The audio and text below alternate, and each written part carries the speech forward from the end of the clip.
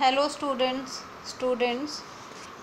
from today onwards we are going to take the chapters of your honeysuckle book provided to you in your 6th class, as we are doing past tense of the tense forms. Yesterday we have completed that, but I think grammar can be taught to the students when we interact with each other in face to face mode. So there is nothing to worry about your grammar. Don't think that we have left in between the grammar part. We will do the grammar whenever we meet in the school. Till then, that time we will going to read the lessons of your books and will do the exercise. So the first lesson of your book is who did Patrick's homework. Patrick का homework किसने किया. So let's start. Before you read, पढ़ने से पहले, discuss in class में you have to discuss about do you like homework, क्या तुम्हें homework पसंद है. Do you do it yourself, क्या तुम उसे होमवर्क को अपने आप करते हो. और डू यू गेट हेल्प, और क्या तुम्हें कोई हेल्प मिलती है. What homework do you usually have, usually normally तुम्हें कौन सा होमवर्क मिलता है, कैसा होमवर्क मिलता है. Okay, these questions you have to ask in your classmates. With your classmates, have a discussion on it whenever you meet in the school. So let's start. Point 1 is Patrick never did homework. Patrick ने कभी homework नहीं किया. Too boring, he said. कहता है homework करना कितना boring है. He played hockey and basketball and Nintendo instead. Nintendo is a type of video game. अब पैट्रिक को होमवर्क करना कभी पसंद नहीं था, उसको वो बोरिंग लगता था. वो कहता है कि मैंने कभी होमवर्क किया ही नहीं. उसको क्या पसंद था, हॉकी खेलना, बास्केटबॉल खेलना और वीडियो गेम्स खेलना. His teachers told him, Patrick, उसके टीचर्स उसको कहते थे, पैट्रिक डू योर होमवर्क और you want learn a thing. अपना होमवर्क करो वरना तुम कुछ सीख नहीं पाओगे. या तो अपना होमवर्क करो या फिर तुम अनपढ़ रह जाओगे, तुम्हें कुछ समझ में नहीं आएगा.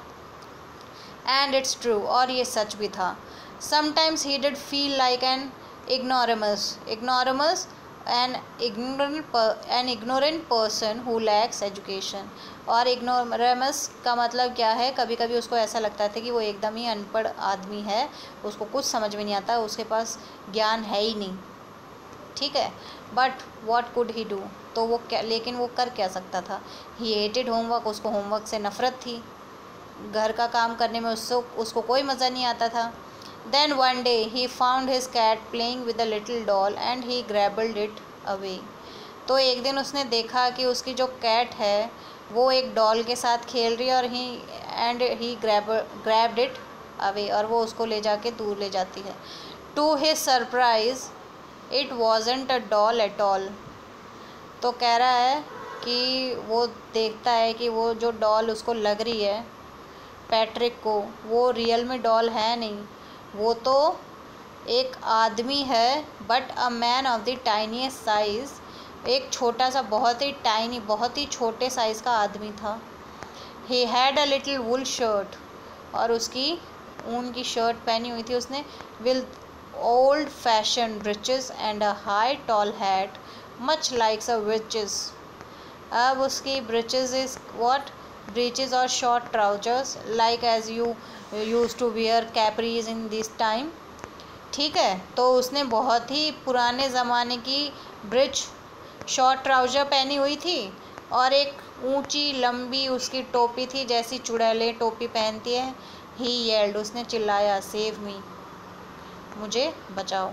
Don't give me back to that cat, मुझे वापस उस बिल्ली के पास मत फेंकना. I will grant you a wish, I promise you that.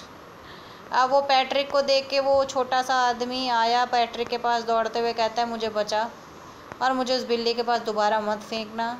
I grant you a wish, मैं तुम्हें एक विश दूंगा. आई प्रॉमिस यू दैट, मैं वादा करता हूँ. Patrick couldn't believe how lucky he was. अब पैट्रिक को ये विश्वास नहीं हुआ कि वो कितना लकी है. Here was the answer to all of his problems. अब यहाँ उसकी सभी मुसीबतों का उसको जवाब मिल गया है.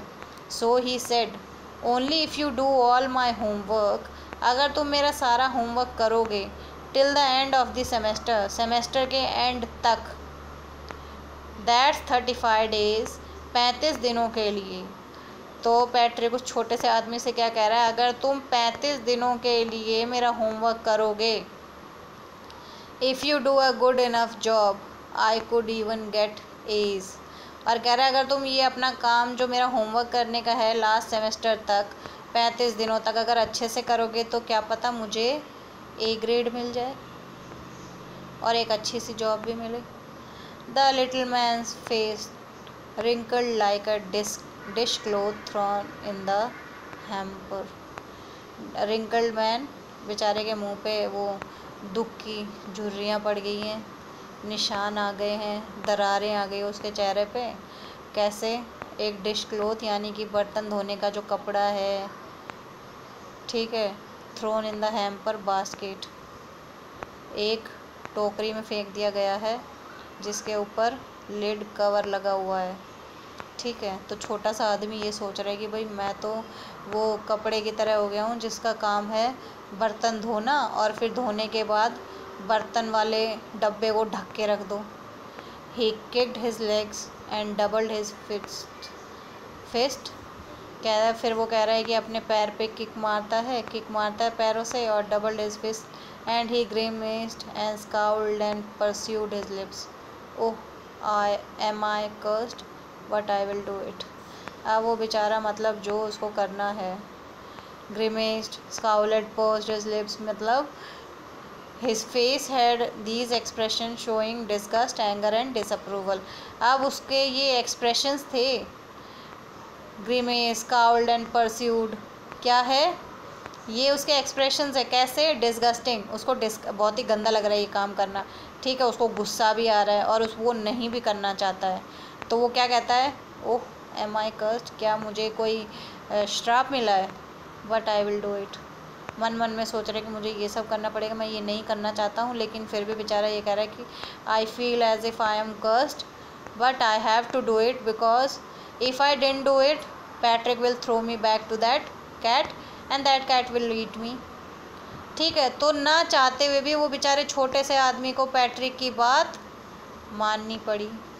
So students, I hope you have fun reading this lesson and we will meet in the next class with the chapter ahead reading, and till that time you have to do one thing, read the lesson from starting to this point 4 and mark over here where we have stopped that we have read this.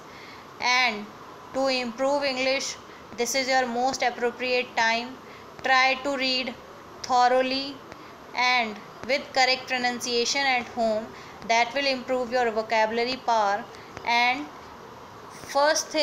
the second thing is, try to mark the words over here which you are not able to understand while reading or while understanding, and look for that words meaning in your dictionary. Write them in your notebook so that your vocabulary power will increase.